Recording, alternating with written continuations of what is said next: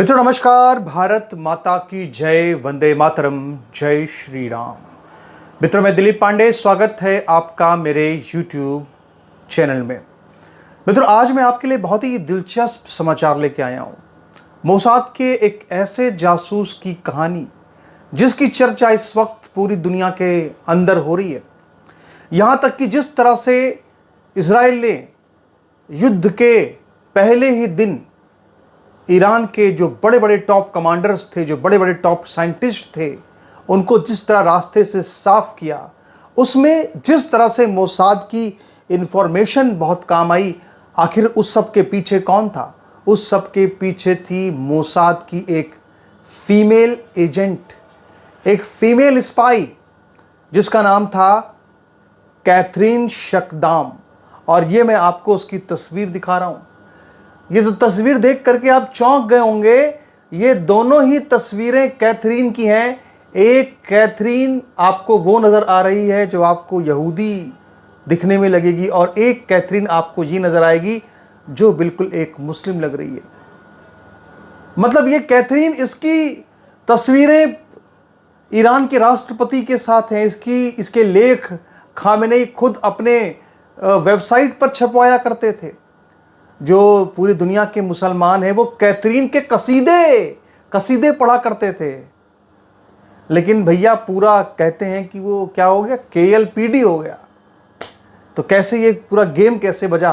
कैसे मोसाद की इस फीमेल स्पाई ने पूरे ईरान का पहले दिन जो युद्ध हुआ उसमें पूरा गेम बजा दिया? ये पूरी जो कहानी है वो आज हम आपको इस अपने वीडियो में सुनाने वाले हैं, अपने वीडियो में बताने वाले हैं। तो शुरुआत करते हैं। उससे पहले फिर से एक बार हमारी आपसे ये रिक्वेस्ट है, आपसे अपील है कि आप ज़रूर हमारे इस YouTube चैनल को सब्सक्राइब कीजिए। आप ज़रूर, अगर आप पहली बार आए हैं तो आप ज़रूर हमारे इस YouTube चैनल के सब्सक्राइब बटन के बगल में जो बेल का आइकन है उसको भी ज़रूर प्रेस कीजिए, ताकि आपको हमारे सभी जो वीडियो है आपको अवश्य मिलते रहें। तो आइए शुरुआत करते हैं। तो ये जो चेहरा आप देख रहे हैं, इस चेहरे ने एक ऐसा इतिहास लिख दिया है, ऐसी ईरान की तबाही बचाई है कि इसको ईरान कभी भूलेगा नहीं। ईरान और शिया मुसलमान इसको नफरत और दुख और गुस्से से याद कर रहे हैं, और इजराइल के लोग इसको बड़े गर्व से, बड़े फक्र से याद कर रहे हैं। इस समय तमाम देश के जो मुस्लिम वेबसाइट्स हैं, जो मुस्लिम YouTube चैनल्स हैं, जो इस्लाम की बात करते हैं, उन सब पर इस लेडी को गालियां दी जा रही है। इसका नाम है कैथरीन। और क्यों इसको गालियां दी जा रही है, इसकी वजह क्या है, ये वजह आज हम आपको पूरी तरह बताना चाहते हैं। मित्रों आप याद कीजिए, जब 13 जून को इजराइल ने ईरान के ऊपर सबसे पहला हमला किया था, उस वक्त हालत ये थी, मोसाद ने अपनी ताकत जो दिखाई थी ईरान के अंदर, हालात ये थी कि मोसाद इस तरह से ईरान के अंदर से ही ड्रोन फायर कर रहा था ईरान के एयर डिफेंसेस के ऊपर, कि पूरी ईरान की जो आर्मी थी वो कंफ्यूज हो गई कि आखिर हम पर हमला हो कहां से रहा है। यह हमला बाहर से आ रहा है या यह हमला अंदर से आ रहा है, उसको समझ ही नहीं पा रहा था। पूरा ईरान कंफ्यूज हो गया, आखिर यह हो क्या रहा है, आखिर हमारे शहरों के अंदर से कोई हम पर कैसे हमला कर रहा है। आपको जानकर यकीन नहीं होगा, मोसाद बाकायदा ईरान के अंदर ड्रोन की फैक्ट्रियां खोल के बैठा हुआ था, ड्रोन बना रहा था, और वो ड्रोन वही ड्रोन आकर के निस्तनाबूद कर रहे थे ईरान को। इतनी ज़बरदस्त तैयारी, इतनी खतरनाक तैयारी मोसाद ने पिछले 10 सालों में ईरान के अंदर करी थी। और ईरान के एक एक आदमी का, एक एक टॉप कमांडर का, उनका जो पूरा लोकेशन था, सब कुछ जो है वो मोसाद को लगातार मिल रहा था। ये जो फीमेल स्पाई थी मोसाद की, इसने न जाने कौन कौन से कमांडर से कौन कौन सी बातें निकाल ली थी, और पता नहीं कैसे कैसे उनके साथ समय व्यतीत किया था, कि पता नहीं कौन कौन से पदार्थ ऐसे जो टॉप कमांडर्स थे इनके आसपास या इनके सामानों में लगा दिए गए थे, कि ये लगातार जब हमला होना शुरू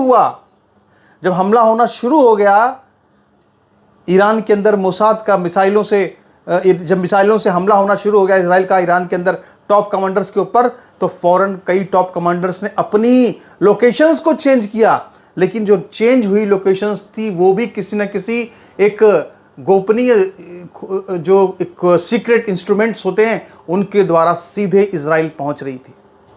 और जिसके बाद भी जब टॉप कमांडर्स का मरना जारी नहीं हुआ, तो जब इसकी जांच की ईरान की सिक्योरिटी एजेंसी ने, तो इस महिला का नाम सामने आया जिसका नाम है कैथरीन शकदाम।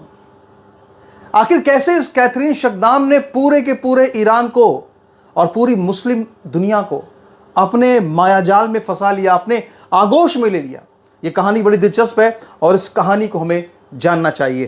तो हम शुरुआत करते हैं और सबसे पहले बताते हैं कि आखिर इनका जन्म कहां पे हुआ। मित्रों, ये जो कैथरीन है ये जन्म से यहूदी थी और इनका जन्म जो है वो फ्रांस के अंदर हुआ था। फ्रांस के अंदर पली बड़ी और इसके बाद इन्होंने यूएन में काम करना शुरू कर दिया, संयुक्त राष्ट्र में काम करना शुरू कर दिया और संयुक्त राष्ट्र की सिक्योरिटी काउंसिल के अंदर ये यमन की सिक्योरिटी काउंसिल की तरफ से ये यमन में जाकर के नियुक्त हो गई और वहां से इनके जीवन में एक टर्निंग पॉइंट आया। यमन के अंदर इन्होंने एक सुन्नी मुस्लिम से शादी कर ली, सुन्नी मुस्लिम से निकाह कर लिया और ये कहा कि वो अब यहूदी धर्म को छोड़ रही हैं और वो अब आज से सुन्नी मुसलमान बन चुकी हैं। उस वक्त पूरी मुस्लिम दुनिया में इनकी खूब चर्चा हुई, खूब बड़ी बड़ी बातें हुई, खूब तारीफें हुई कि क्या बात है, वाह वाह, एक यहूदी महिला जो है वो मुसलमान बन गई है। लोग बड़े खुश हुए, कट्टरपंथी मुल्ला मौलानाओं ने खूब तालियां बजाई, खूब कसीदे पढ़े। और मुझे आज भी याद है कि जब मैं अपने ऑफिस में काम करता था तो उस दौरान हमारे साथ में एक मौलाना साहब भी रहते थे, मतलब साथ ही काम करते थे ऑफिस के अंदर। तो मौलाना साहब से हम कई बार ये सवाल पूछते थे कि मौलाना साहब, आप देख रहे हैं किस तरह से पूरी दुनिया के अंदर लगातार एक्स मुस्लिम्स की तादाद बढ़ती चली जा रही है। मैंने उनसे कहा कि इस्लाम तो पॉलिटिकल इस्लाम है और अगर पॉलिटिक्स समझ में आ जाए तो वजूद खतरे में आ जाता है। तो उन्होंने हमसे कहा, अरे नहीं नहीं पांडे जी, आपको पता नहीं है, देखिए कैथरीन जैसी कितनी ऐसी यहूदी महिलाएं हैं, जो कट्टरपंथी यहूदियाँ थी वो सब जो है वो इस्लाम में कन्वर्ट हो रही हैं। तो ऐसे जो मौलाना थे, ऐसे मौलानाओं को बड़ी दिल में बड़ी तकलीफ़ शुरू हो गई जब सच सामने आया। तो सच क्या है? सच ये है कि इसने यमन के अंदर, इस यहूदी महिला ने जो यमन के अंदर एक मुस्लिम, सुन्नी मुस्लिम से इसने निकाह किया और इसके बाद इसने कहा कि वो तो मुसलमान है, यहूदी नहीं, वो तो मुसलमान को अच्छा मानती है। और इसके बाद फिर इसने एक और पलटा खाया, एक और पलटा खाया। इसके बाद इसने क्या किया? इसने कहा कि मैं आज से अपने सुन्नी मुस्लिम पति को भी तलाक देती हूँ। और इसके बाद उसने इस तरह के स्टेटमेंट्स जारी करना शुरू कर दिए, या इस तरह की इसने अपने आर्टिकल्स में इस तरह की बातें करना शुरू करी कि यहूदी धर्म भी बहुत बुरा है, नेतन्याहू तो शैतान है और सुन्नी इस्लाम भी अच्छा नहीं है। अगर कोई कहीं कुछ है तो वो शिया इस्लाम है, शिया इस्लाम से बेहतर कुछ भी नहीं है। यानी जो शिया मुस्लिम्स थे उनके ईगो को बटरिंग कर रही थी ये बड़ी चतुराई से, और ये कह के कि अब शिया मुसलमानों को क्या अच्छा लगता है, यहूदियों को भी लात मार दी, सुन्नी मुसलमानों को भी लात मार दी, क्या आप कहती मैं शिया इस्लाम हूँ? इसने कह दिया कि वो तो शिया मुस्लिम है। और इसके बाद इसने ईरान के अंदर अपनी बहुत तगड़ी पैठ बनाने के लिए इसने और भी कई काम किए। इसने क्या किया? इसने कुछ पुस्तकें लिखी। जैसे आप देखिए किस तरह से ये जो पुस्तक इसने एक लिखी कि from Mecca to the plain of Karbala, walking with the holy household of the prophet, Catherine Shakdam. तो ये दरअसल इसने क्या किया? इसने हुसैन पर, जो कि शिया मुसलमानों के बड़े आदर्श हैं, उनके ऊपर पुस्तक लिखी। इन्होंने एक और पुस्तक लिखी और उसका नाम था अरब्स राइजिंग अंडर अली। तो हजरत अली भी इनके एक बड़े माननीय हैं, सम्मानित मानते हैं शिया मुसलमानों के, उनके ऊपर पुस्तक लिख डाली। यानी ये लगातार शिया इस्लाम पर इसने इतनी पुस्तकें लिखी कि ईरान में इसकी इतनी लोकप्रियता बढ़ गई कि ईरान के अंदर लगातार इसको इनवाइट किया जाने लगा। अब देखिए ये जो राष्ट्रपति थे ईरान के, जिनकी की मृत्यु हो गई एक हवाई हादसे में, इब्राहिम रईसी, उसका इंटरव्यू ये महिला ले रही है। और ये महिला, आप पता ये महिला कौन है? ये महिला मोसाद की एजेंट है। और ये इंटरव्यू ले रही थी, हिजाब पहन के इंटरव्यू ले रही थी, किसी को पता ही नहीं चला। और इसके बाद देखिए इसने बिल्कुल अपनी शक्ल और सूरत एकदम बुर्का वुर्का पहन करके इसने अपनी ऐसी बना ली कि किसी को यकीन करना मुश्किल था कि ये कोई मतलब कि यहूदी भी हो सकती है। लोगों को यकीन ही नहीं हुआ। पूरी इसकी सारी तस्वीरें बिल्कुल ऐसी आपको नजर आएंगी। इसने ईरान को अपना पूरा ठिकाना बना लिया और ईरान के जो बड़े बड़े टॉप कमांडर्स थे उनकी जो वाइफ्स थी, उनकी जो पत्नियां थी, उनके जो घरों में रहने वाली स्त्रियां थी, उनके साथ भी इसके काफ़ी अच्छे रिश्ते बन गए, जिससे कि इसको और ज़्यादा जो जानकारियां, खुफिया इंफॉर्मेशंस मिलती रहीं।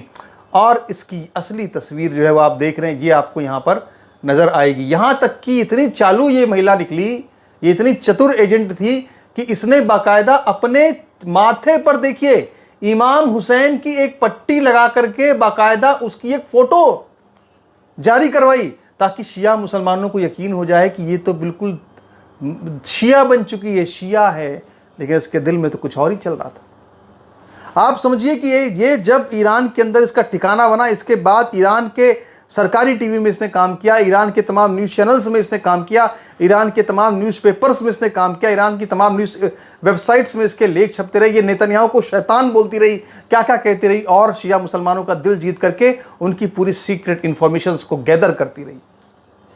और फिर एक दिन वो समय आ गया जब सारी इन्फॉर्मेशन पूरी हो गई, सारी इन्फॉर्मेशन मिल गई। और इसके बाद जब 13 जून को जो बड़े बड़े टॉप कमांडर्स थे, इन्फॉर्मेशन के मुताबिक जब उनको निपटा दिया गया, तो इसके बाद फिर इस महिला ने ये खुलासा किया कि ना तो वो सुन्नी मुसलमान है, ना तो वो शिया मुसलमान है, ना तो वो किसी तरह की मुसलमान है, वो तो एक यहूदी है। वो यहूदी ही पैदा हुई थी, यहूदी ही मरेगी, ये बात कैथरीन ने बता दी। और अब आज की स्थिति ये है कि ईरान की गली गली में इसके पोस्टर लगे हुए हैं, जिंदा या मुर्दा कैथरीन चाहिए। ईरान में पोस्टर लगे भाई, जिंदा मुर्दा चाहिए, किसी भी हालत में चाहिए। इसने इतना बड़ा नुकसान कर दिया है ईरान का, ईरान में तबाही ला दी, ईरान की टॉप लीडरशिप पूरी खत्म कर दी खामेनेई को छोड़ करके।